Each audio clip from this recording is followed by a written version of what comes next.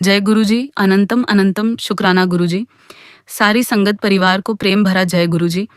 संगत जी, आज सत्संग के माध्यम से आप सभी तक एक बहुत ही पावन, दिव्य और खास संदेश पहुंचने वाला है। यह साधारण सत्संग नहीं है, इसमें गुरुजी की विशेष कृपा और आशीर्वाद छुपा हुआ है। इस सत्संग को सुनते हुए आपके मन के कई सवालों के जवाब अपने आप मिल जाएंगे। इसलिए संगत जी, पूरे मन, श्रद्धा और विश्वास के साथ इस सत्संग को अंत तक जरूर सुनिए। कहीं कोई अनमोल कृपा आपसे छूट ना जाए। इस सत्संग का हर शब्द गुरुजी के प्रेम, करुणा और आशीर्वाद से भरा हुआ है। आइए संगत जी, इस पावन सत्संग की शुरुआत गुरुजी के पवित्र नाम और मंत्र जाप से करते हैं। ओम नमः शिवाय, शिव जी सदा सहाय। ओम नमः शिवाय, गुरुजी सदा सहाय।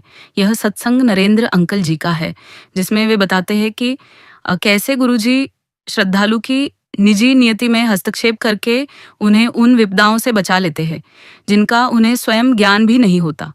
ये सब कर्मों के निवारण से जुड़ा होता है, जिसे समझना मनुष्य के लिए आसान नहीं है। गुरुजी बुरे कर्मों को समाप्त करके यह सिद्ध करते हैं कि जीवन और मृत्यु दोनों पर उनकी दिव्य शक्ति और अधिकार है। नरेंद्र अंकल जी अहमदाबाद स्थित जनरल इलेक्ट्रिक में कार्यरत थे।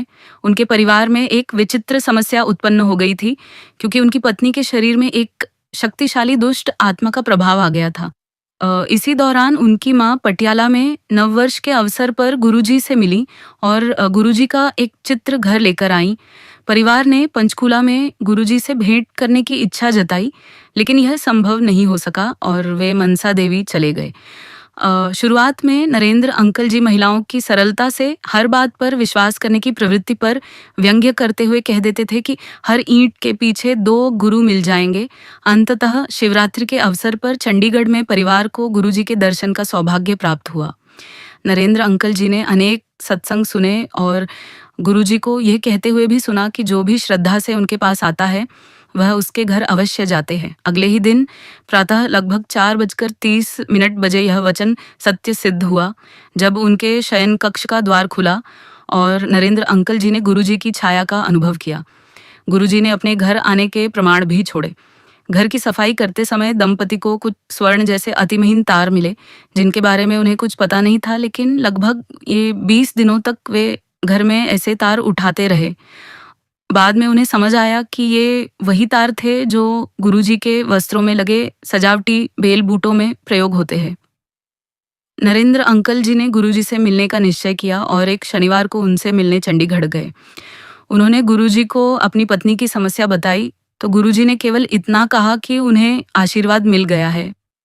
यह सुनकर नरेंद्र अंकल जी निराश हो गए। उनके मन में विचार आने लगे कि गुरुजी ने न तो विस्तार से उनकी समस्या पूछी और न ही अधिक बात की। उस समय तक वे गुरुजी के वचनों की शक्ति को पूरी तरह समझ नहीं पाए थे। बाद में उन्हें अनुभव हुआ कि गुरुजी के शब्द सत्य वचन होते हैं, चाहे वे कितने ही सरल और अनौपचारिक रूप में क्यों न कहे गए हो, उनमें समाधान छिपा होता है। इसके बाद नरेंद्र अंकल जी गुरुजी के जन्म स्थान डूगरी गांव गए और स्मृति के रूप में गुरुजी के घर से एक ईंट ले आए। उस ईंट को धोकर उन्होंने अपने घर के पूजा स्थान में रख दिया। उसी रात उन्हें स्वप्न आया कि वह नारी आत्मा जो उनकी पत्नी के शरीर में थी, अब उनके शरीर में प्रवेश कर गई है और उनके मुख से बोल रही है कि उसे कभी भी वश में नहीं किया जा सकता था, लेकिन घर में रखी यह ईंट इतनी शक्तिशाली है कि अब वह यहाँ एक पल भी नहीं रह सकती और उसी समय यह घर छोड़कर जा रही है। इसके साथ ही परिवार की समस्या समाप्त हो गई। गुरुजी के घर से लाई गई वह ईंट, नरेंद्र अंकल जी के पुराने परिहास हर ईंट के पीछे 2 गुरु मिल जाते हैं का मुंह तोड़ उत्तर भी बन गई। अगले दिन उन्हें पूरा स्वप्न स्पष्ट रूप से याद भी नहीं रहा, किंतु गुरुजी ने उनके मन की सभी शंकाएं यह कहकर दूर कर दी कि उन्हें एक ईंट के माध्यम से कृपा प्राप्त हुई है। तो फिर गुरुजी ने सदा की भांति थोड़े से वाक्यों में गुरु तत्व का रहस्य बताते हुए कहा, गुरु को कुछ भी बताने की आवश्यकता नहीं है। गुरु को इस स्तर तक मत गिराओ। गुरु को तुम्हारी समस्या का आभास पहले से होता है और वही उसका हल निकालते हैं। बार बार गुरुजी के ये शब्द सत्य सिद्ध हुए हैं। जनवरी 1998 में नरेंद्र अंकल जी अपने भतीजे की पहली लोहड़ी के समारोह के लिए कुछ उपले लाने डूगरी गए। वहां वे गुरुजी की माताजी से मिले, जिन्होंने उन्हें एक बोरी उपले ले जाने के लिए कहा। लेकिन नरेंद्र अंकल जी अपनी कार में केवल 5 उपले ही लेकर वापस आ गए। 3 दिन बाद जब माताजी दिल्ली में गुरुजी के पास थीं, तो गुरुजी ने उनसे पूछा कि क्या कोई उपले लेने आया था? नाम न जानने के कारण उन्होंने बताया कि चश्मा पहने हुए एक युवक आया था और कुछ उपले अपनी कार में रखकर ले गया था। जब गुरुजी ने पूछा कि क्या बोरी भरकर उपले दिए थे, तो माताजी ने मना कर दिया। तब गुरुजी जैसे अपने आप से बोलने लगे, होगा या नहीं होगा, होगा या नहीं होगा, और फिर कहा, जब होगा तब देख लेंगे। शीघ्र ही नरेंद्र अंकल जी की पत्नी गर्भवती हो गई। 8वें महीने में नरेंद्र अंकल जी ने नवजात शिशु को लपेटने के लिए गुरुजी से उनके वस्त्र प्राप्त करने का अनुग्रह किया, लेकिन गुरुजी ने मना कर दिया।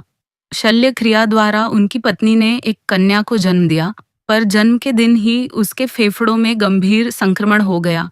जब नरेंद्र अंकल जी ने यह बात गुरुजी को बताई, तो गुरुजी ने कहा कि सब ठीक हो जाएगा, किंतु तीसरे दिन उस नवजात शिशु का देहांत हो गया। इसके बाद नरेंद्र अंकल जी की पत्नी के ऑपरेशन के टांकों में संक्रमण फैल गया और 21 दिनों में वह पस पेट में एक थैली के रूप में एकत्र हो गया। वह अत्यंत दुखी और पीड़ा से टूट चुकी थी। दुख के आवेग में उसने गुरुजी के चित्र के सामने रोते हुए उन्हें भला बुरा कहा और विलाप करते हुए बोली कि वह अपना बच्चा पहले ही खो चुकी है और अब उसे यह गंभीर बीमारी भी झेलनी पड़ रही है। उसी रात उसे अपने प्रश्न का उत्तर मिला। गुरुजी ने उसे स्वप्न में दर्शन दिए और उसे 21 दिन तक एक आरती करने का निर्देश दिया। उन्होंने एक आसान उपाय भी बताया। फिर गुरुजी ने कहा कि उसके पेट में बनी वह थैली अपने आप खत्म हो जाएगी। दुखी माँ ने गुरुजी की बात मान ली और 21 दिन तक रोज वह आरती करती रही। हैरानी की बात यह थी कि 21 दिन पूरे होने के बाद उसे उस आरती के शब्द भी याद नहीं रहे। कुछ ही समय बाद उसके टांकों के पास एक छोटा सा छेद बन गया, जिससे सारी पस बाहर निकल गई और वह थैली खत्म हो गई। लेकिन नरेंद्र अंकल जी का दर्द अब भी बना हुआ था। एक दिन वह घर में दिया जलाते हुए रो पड़े। उसी रात गुरुजी ने उन्हें सपने में दर्शन दिए और उन्हें उस जगह ले गए जहां उनका नवजात बच्चा दफनाया गया था। गुरुजी ने कहा कि वहां मिट्टी खोदो और बच्चे को अपने हाथ में उठाओ। बच्चा अचानक बहुत बड़ा दिखाई देने लगा। फिर गुरुजी ने अपने हाथ से उस पर जल छिड़का तो वह बच्ची रो पड़ी। गुरुजी ने नरेंद्र अंकल जी से 2 बार पूछा कि क्या उन्हें यह बच्ची चाहिए। नरेंद्र अंकल जी कुछ बोल नहीं पाए। तब गुरुजी ने बताया कि अगर उस समय वे माँ के कहने पर उपलों की पूरी बोरी ले जाते तो ये घटनाएं नहीं होती और यह बच्ची पैदा ही नहीं होती। गुरुजी ने समझाया कि अगर यह बच्ची जीवित रहती तो माता पिता में से किसी एक की मृत्यु निश्चित थी। उस सपने में जो बिल्कुल सच जैसा लग रहा था, नरेंद्र अंकल जी ने बच्ची को स्वीकार नहीं किया।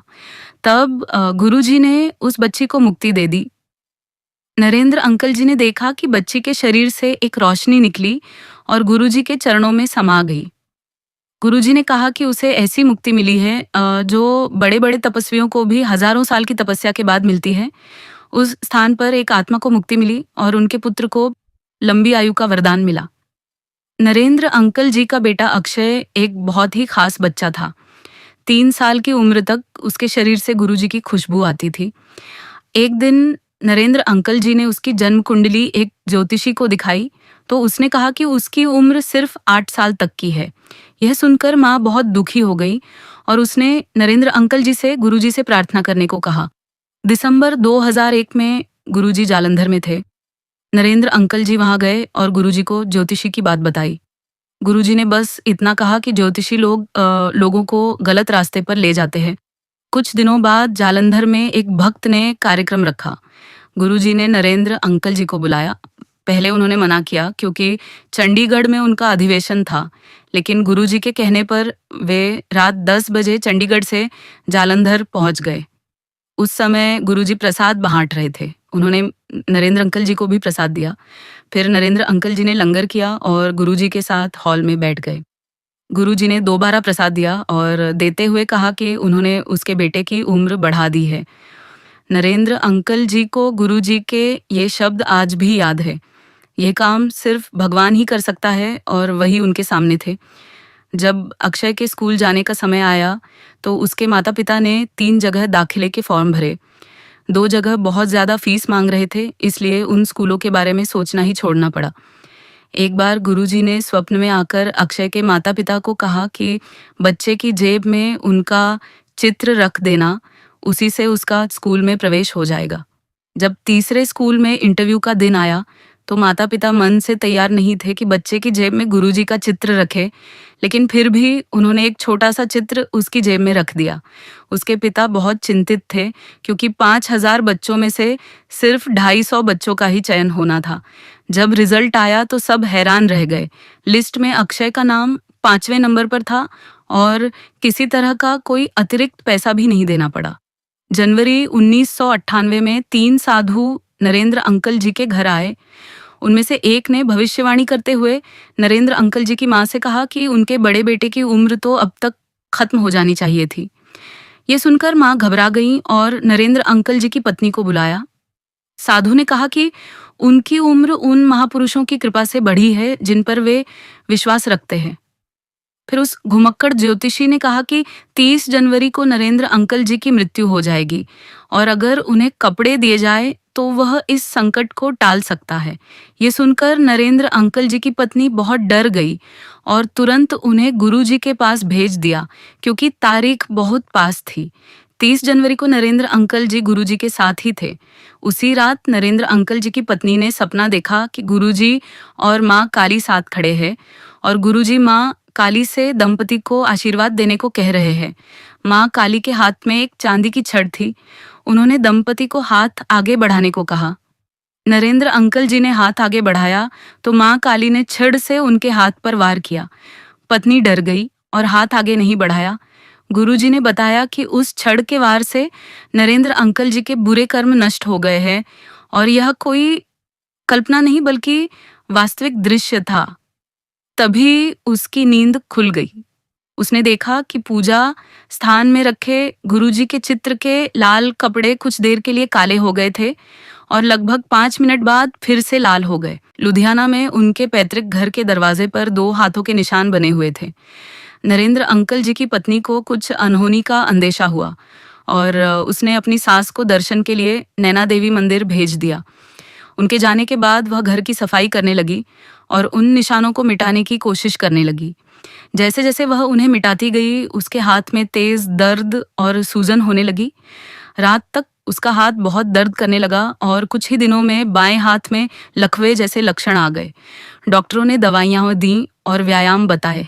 नरेंद्र अंकल जी उस समय जालंधर में थे और घर आना चाहते थे, लेकिन पत्नी ने उन्हें फोन पर कहा कि चिंता न करें। हमेशा की तरह गुरुजी ने यहाँ भी कृपा दिखाई। पत्नी बता रही थी कि वह गुरुजी के चित्र के सामने रो रो कर अपनी पीड़ा बता रही थी। तभी गुरुजी प्रकट हो गए और दंपति के बिस्तर पर आकर बैठ गए। उन्होंने बताया कि उन निशानों का अर्थ उसकी सास की मृत्यु थी, जिसे उन्होंने सिर्फ हाथ के लकवे में बदल दिया था। फिर गुरुजी ने उसके हाथों को सहलाया और हिलाने को कहा। पहली बार वह हाथ नहीं हिला सकी। गुरुजी ने फिर दोहराया और इस बार वह हाथ हिला सकी। उस क्षण लकवा समाप्त हो गया। गुरुजी ने सलाह दी कि वह अपनी सास से उनके चित्र पर जल छिड़केवाए और फिर उस जल को उन निशानों पर छिड़के। जैसे ही छींटे मारे गए, वे निशान भूरे से लाल रंग के हो गए। गुरुजी बोले कि उन्हें आशीर्वाद मिल गया है। जून 2002 में गुरुजी की संगत नैनीताल जाने की योजना बन रही थी। नरेंद्र अंकल जी की पत्नी मन ही मन सोच रही थी कि गुरुजी उन्हें साथ चलने के लिए कहेंगे या नहीं।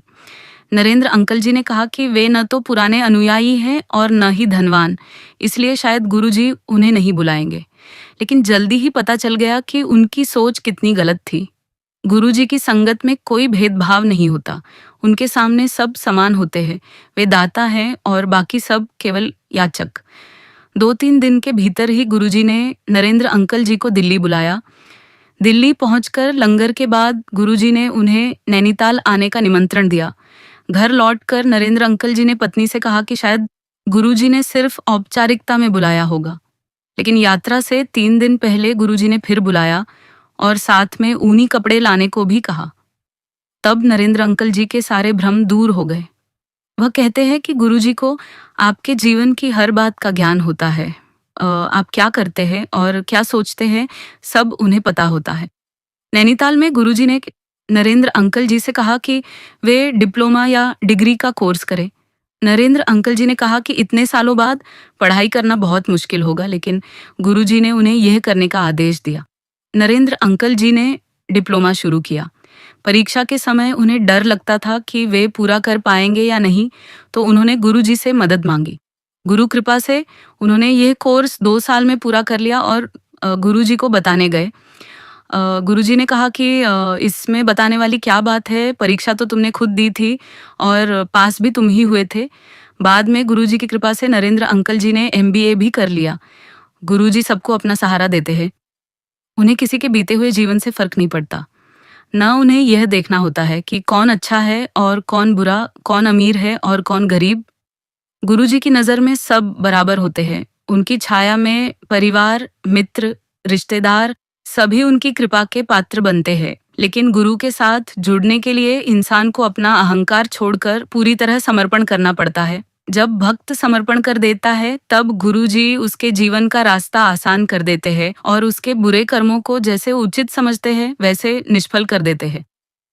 नरेंद्र अंकल जी के भाई सुनील अंकल जी शिव जी के परम भक्त हैं और दोनों भाई साथ में अमरनाथ यात्रा भी कर चुके हैं। जून 2005 में सुनील जी फिर से अमरनाथ यात्रा पर गए थे। एक जगह जोरदार भूस्खलन हो रहा था और ऊपर पहाड़ों से बड़े-बड़े पत्थर गिर रहे थे। बस एक गहरी खाई के किनारे रुकी हुई थी और सभी यात्री डर से घबरा गए थे। उस समय सुनील अंकल जी ने गुरुजी को याद किया। उन्होंने गुरुजी का चित्र निकाला, उस पर जल डाला और फिर वह जल उस दिशा में छिड़क दिया जिधर से पत्थर गिर रहे थे। कुछ ही पलों में भूस्खलन रुक गया और सभी यात्रियों की जान बच गई। सबको ऐसा लगा जैसे नया जीवन मिल गया हो।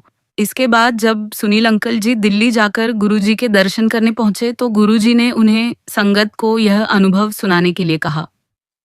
गुरुजी ने केवल सुनील अंकल जी को ही नहीं, बल्कि उस समय मौजूद कई और यात्रियों को भी जीवनदान दिया था।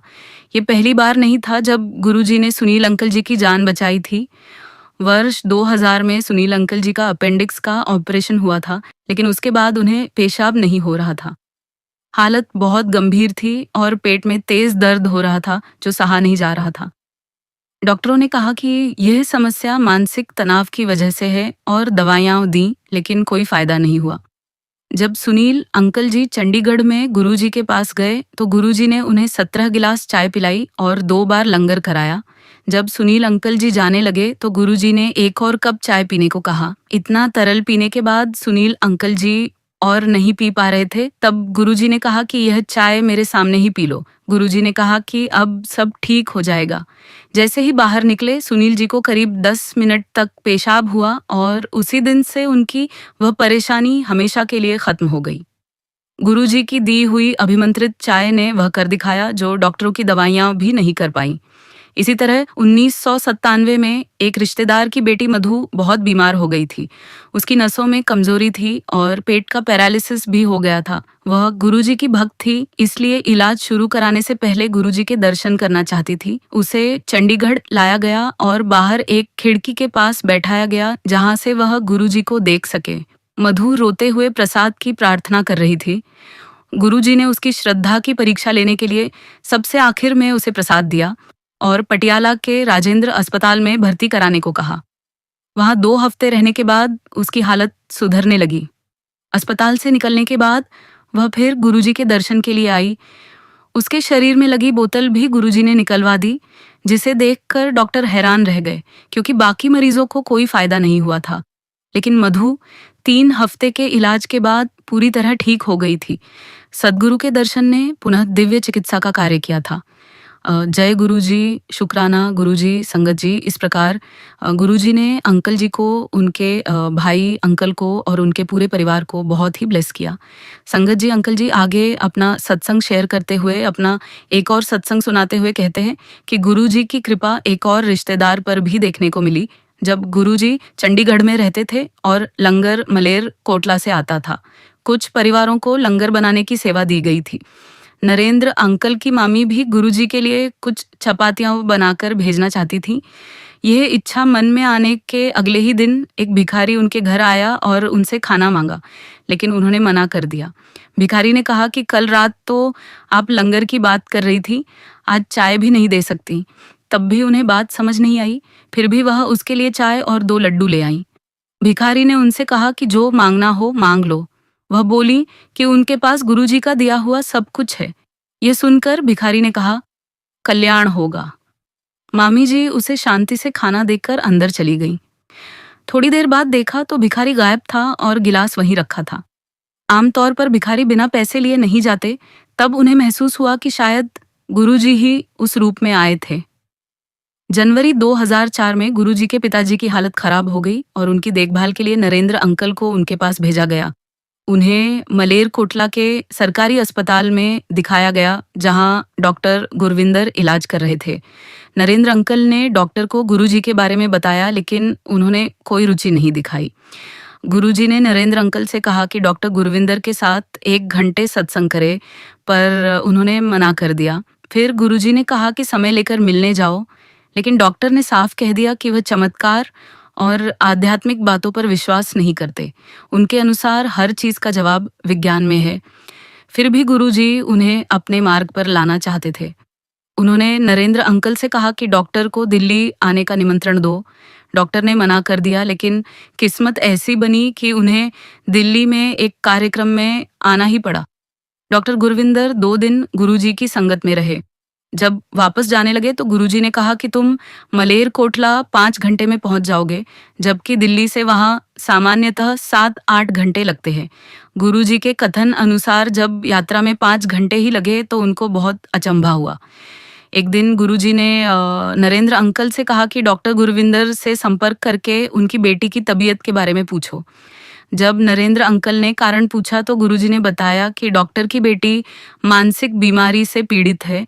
नरेंद्र अंकल ने गुरुजी की बात मानी और डॉक्टर से बात की। डॉक्टर ने पूछा कि उन्हें उसकी बेटी के बारे में क्यों चिंता है। तब नरेंद्र अंकल ने गुरुजी की बात बता दी। ये सुनकर डॉक्टर ने माना कि दिल्ली में गुरुजी की संगत से लौटने के बाद उसकी बेटी में करीब 85% सुधार हो चुका है। हालांकि डॉक्टर चमत्कारों में विश्वास नहीं करते थे, फिर भी उनकी बेटी ठीक होने की राह पर थी। अगले हफ्ते वह फिर गुरुजी के दर्शन के लिए दिल्ली आए और कुछ ही समय में उनकी बेटी पूरी तरह स्वस्थ हो गई। गुरुजी से मिलने के बाद नरेंद्र अंकल को कई गहरे आध्यात्मिक अनुभव भी हुए। उन्हें न सिर्फ गुरुजी के दिव्य रूप के दर्शन हुए, बल्कि उनकी सोच और धार्मिक भावना भी बदल गई। बचपन से ही नरेंद्र अंकल शिव भक्त थे, माला जप करते थे और अमरनाथ जाना उन्हें बहुत पसंद था। गुरुजी से मिलने के बाद वह अपने भाई सुनील के साथ फिर अमरनाथ गए। गुफा में लाइन में खड़े खड़े उनके सामने गुरुजी की सत्संग के दृश्य घूमने लगे। प्रसाद, कीर्तन, लंगर, भजन, गजलें, सब कुछ। तभी उनके मन में सवाल आया कि गुरुजी आखिर हैं कौन। उसी पल शिवलिंग से रोशनी की किरणें निकली और उनके ऊपर एक घेरा बन गया, जिसमें उन्हें शिव के दर्शन हुए, जो गुरुजी के रूप में बदले और फिर शिव रूप में लौट गए। उनके कानों में आवाज गूंजी, मैं शिव हूँ, मैं सब कुछ हूँ। पूरी गुफा में गुरुजी की दिव्यता फैल गई, जिसे उनके भाई सुनील अंकल जी ने भी महसूस किया। उसी दिन लुधियाना में उनकी पत्नी को भी सपना आया, जिसमें उसने गुरुजी को नंदी पर बैठे हाथ में त्रिशूल लिए देखा। कुछ समय बाद नरेंद्र अंकल परिवार के साथ समराला के पास शिवलिंग के दर्शन को गए। उनकी पत्नी ने सोमवार को पूजा करने को कहा तो नरेंद्र अंकल ने कहा कि गुरुजी ही शिव है और शिवलिंग भी वही है। उसी रात उनकी पत्नी ने सपना देखा कि वह गुरुजी के सामने बैठी है। गुरुजी अंदर से एक सुंदर चित्र लाए, फिर अचानक वह चित्र ओम में बदल गया और उसमें से एक शिवलिंग प्रकट हुआ। उसने गुरुजी से इस बारे में पूछा तो गुरुजी ने कहा कि उस चित्र को फिर से ध्यान से देखो। जब उसने देखा तो शिवलिंग के अंदर गुरुजी विराजमान दिखाई दिए।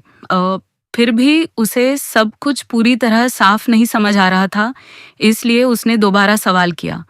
तब गुरुजी ने कहा कि जब वह उनके पास आ गई है तो अब उसे कहीं और जाने की जरूरत नहीं है, क्योंकि वही रब है। एक बार गुरुजी लेटकर पाठ कर रहे थे और भक्त उनकी सेवा में लगे थे। एक भक्त उनके चरण दबा रहा था। थक गया तो उसने यह सेवा नरेंद्र अंकल जी को सौंप दी। नरेंद्र अंकल खुशी खुशी गुरुजी के चरण दबाने लगे। जैसे ही उन्होंने चरणों को हाथ लगाया, गुरुजी ने उनका नाम पूछा और जोर से दबाने को कहा। थोड़ी देर बाद उन्होंने और जोर लगाने को कहा। क्योंकि पैरों में बहुत दर्द था। करीब 10 मिनट बाद गुरुजी ने कहा कि पूरी ताकत से दबाओ।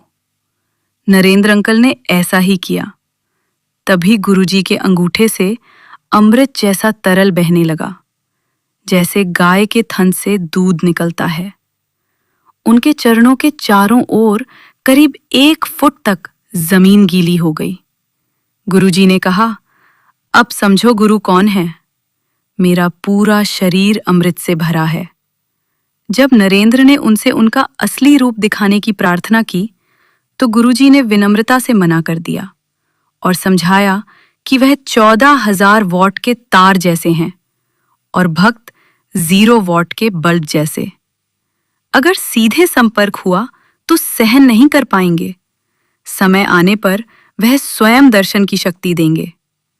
गुरुजी कभी-कभी भक्तों के धार्मिक तरीकों पर भी बात करते थे, लेकिन बहुत कम। वह माला फेरने से मना करते थे, क्योंकि इससे आदमी में अहंकार आ जाता है। हालांकि नरेंद्र अंकल जी बचपन से माला फेरते आए थे। एक दिन जब वह घर के पूजा कक्ष में माला फेर रहे थे, तो ध्यान में चले गए और खुद को बड़े मंदिर में पाया। वहां गुरुजी आसन पर विराजमान थे और शिव मानव रूप में उपस्थित थे। शिव के हाथ से एक किरण निकली और माला पर पड़ी। फिर गुरुजी के हाथ से भी एक किरण माला पर पड़ी। जैसे ही दोनों किरणें माला पर पड़ी, माला टूट गई।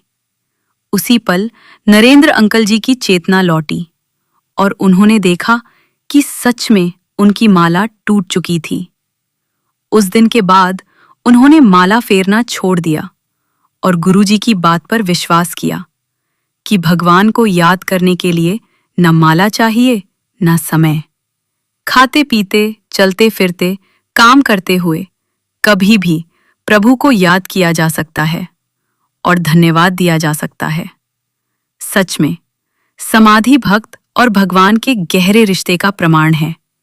अगर रिश्ता सच्चा और मजबूत हो तो किसी भी जगह, किसी भी हाल में, किसी भी माहौल में वह जुड़ाव अपने आप हो जाता है, चाहे आसपास कितना भी शोर क्यों ना हो। एक बार गुरुजी ने नरेंद्र अंकल और उनके परिवार को कुछ दिन बड़े मंदिर में रहने के लिए बुलाया। वहां रहते हुए एक दिन नरेंद्र अंकल और एक दूसरे भक्त हॉल में रखी शिव प्रतिमा की सफाई कर रहे थे। तभी नरेंद्र अंकल ने देखा कि मूर्ति के चरणों से अमृत जैसा तरल निकल रहा है। उन्होंने कपड़े से साफ किया, लेकिन थोड़ी देर में वह जगह फिर गीली हो गई। साथ खड़े भक्त ने कहा कि ऐसा हो ही नहीं सकता, शायद ब्रासो लगाया गया होगा। जब उस भक्त ने खुद साफ करने की कोशिश की, तो फिर से वहां अमृत निकल आया। यह देखकर वह भी हैरान रह गया। नरेंद्र अंकल पहली बार दिसंबर 1998 में बड़े मंदिर गए थे। गुरुजी ने खुद सबको मंदिर दिखाया। तभी सबने देखा कि शिवलिंग का आधा हिस्सा गीला है। मन में सवाल उठ ही रहा था कि गुरुजी ने तुरंत कहा कि वहां अमृत वर्षा हो रही है। गुरुजी ने यह भी कहा कि एक दिन गंगा नदी खुद आकर इस लिंग को स्नान कराएगी और यह लिंग भारत के 12 ज्योतिर्लिंगों से भी बड़ा महत्व पाएगा। एक हफ्ते बाद नरेंद्र अंकल ने सपना देखा कि गंगा नदी इस लिंग को अपने जल से स्नान करा रही है। 2006 में नरेंद्र अंकल का परिवार मथुरा वृंदावन तीर्थ यात्रा पर जाना चाहता था, लेकिन बार-बार योजना बनकर भी पूरी नहीं हो पा रही थी। अप्रैल 2006 तक ऐसा ही चलता रहा। उसी समय बैसाखी पर परिवार बड़े मंदिर आया। गुरुजी ने नरेंद्र अंकल की पत्नी को सपने में दर्शन दिए और अपने चरण दबाने को कहा। चरण दबाते समय गुरुजी के चरणों से एक कृष्ण मूर्ति प्रकट हुई और उन्होंने उसे अपने पेट पर रखने को कहा। जैसे ही उसने ऐसा किया, वह मूर्ति शरीर में समा गई। फिर गुरुजी अपने कक्ष में गए और वह कक्ष एक मंदिर जैसा दिखाई देने लगा, जहां राधा कृष्ण का बड़ा सा चित्र था। नरेंद्र अंकल की पत्नी जो वृंदावन जाकर कृष्ण जी के दर्शन करना चाहती थी। यह देखकर गुरुजी से पूछने लगी। गुरुजी ने मुस्कुराकर कहा, क्या तुम्हें दर्शन नहीं हुए? वृंदावन जाने की जरूरत नहीं है, सब कुछ यहीं है। नरेंद्र अंकल एक और घटना बताते हैं जिसमें गुरुजी ने अपनी असली पहचान प्रकट की। एक सपने में नरेंद्र अंकल को एक हॉल में ले जाया गया, जहां गुरुजी ने उन्हें बुलाकर 3 बार कान खींचे और फिर माथे के बीच वाले स्थान को 3 बार छूकर कहा, कल्याण हो गया। कुछ दिन बाद नरेंद्र अंकल ने देखा कि जो लॉकेट गुरुजी वो हमेशा पहनते थे, उस पर अपने आप ओम और शेषनाग की आकृति बन गई है और वो निशान आज भी उनके लॉकेट पर दिखाई देता है। जब नरेंद्र अंकल ने ये बात गुरुजी को बताई तो गुरुजी बोले, ये काम सिर्फ भगवान ही कर सकते हैं। कोई और अपने आप को भगवान कह सकता है, लेकिन असली परमात्मा वही है। नरेंद्र अंकल ये भी बताते हैं कि गुरुजी की ज्योतियों के 3 अलग-अलग आकार उन्होंने देखे थे और गुरुजी उन तीनों को धारण करते थे। कई दूसरे भक्तों ने भी गुरुजी के अलग-अलग रूपों के दर्शन किए हैं। ये वही कर सकता है जो माया से ऊपर उठ चुका हो, जो प्रकृति का स्वामी हो, जो शिव स्वरूप हो, जिसका ना आदि है, ना मध्य, ना अंत। वही परमात्मा गुरुजी के रूप में मानव कल्याण के लिए अवतरित हुए हैं। वो प्रेम से अपने भक्तों की रक्षा करते हैं, उन्हें कभी अकेला या अयोग्य महसूस नहीं होने देते और हर इंसान को अपने अंदर छिपी दिव्यता को पहचानने की प्रेरणा देते हैं। जय गुरुजी, शुक्राना गुरुजी। संगत जी, इन्हीं शब्दों के साथ नरेंद्र अंकल जी अपने सत्संग को विराम देते हैं। संगत जी, अगर सत्संग सुनाने में मुझसे कोई भी छोटी बड़ी गलती, कमी या भूल चूक हो गई हो, शब्दों की कोई त्रुटि रह गई हो, भाव ठीक तरह से व्यक्त ना हो पाए हों, या मेरे किसी वाक्य से किसी की भावना को ठेस पहुंची हो, तो मैं पूरे हृदय से हाथ जोड़कर आप सभी से क्षमा प्रार्थना करती हूँ। मेरा उद्देश्य केवल और केवल गुरुजी की महिमा, उनकी कृपा और उनके दिव्य सत्संग को प्रेम, श्रद्धा और सच्चे भाव से आप सब तक पहुंचाना है। अगर इस सेवा में मुझसे कोई त्रुटि हो गई हो, तो कृपया मुझे अपनी बेटी, बहन समझकर क्षमा कर दीजिए। साथ ही मैं अपने सद्गुरु जी के चरण कमलों में भी बार बार नमन करते हुए विनम्र भाव से क्षमा याचना करती हूँ। गुरुजी, अगर मेरे शब्दों, भावों या वाणी में कहीं भी कोई अशुद्धि रह गई हो, तो मुझे अपनी शरण में लेकर क्षमा कर देना। आपकी कृपा और आशीर्वाद से ही ये सेवा संभव हो पाती है। मैं प्रार्थना करती हूँ कि आप मुझे सदा सही मार्ग दिखाते रहें, सही भाव देते रहें और आपकी महिमा को शुद्ध मन और सच्चे भाव से कहने सुनाने की शक्ति देते रहें। जय गुरुजी। अनंतम अनंतम शुक्राना गुरुजी।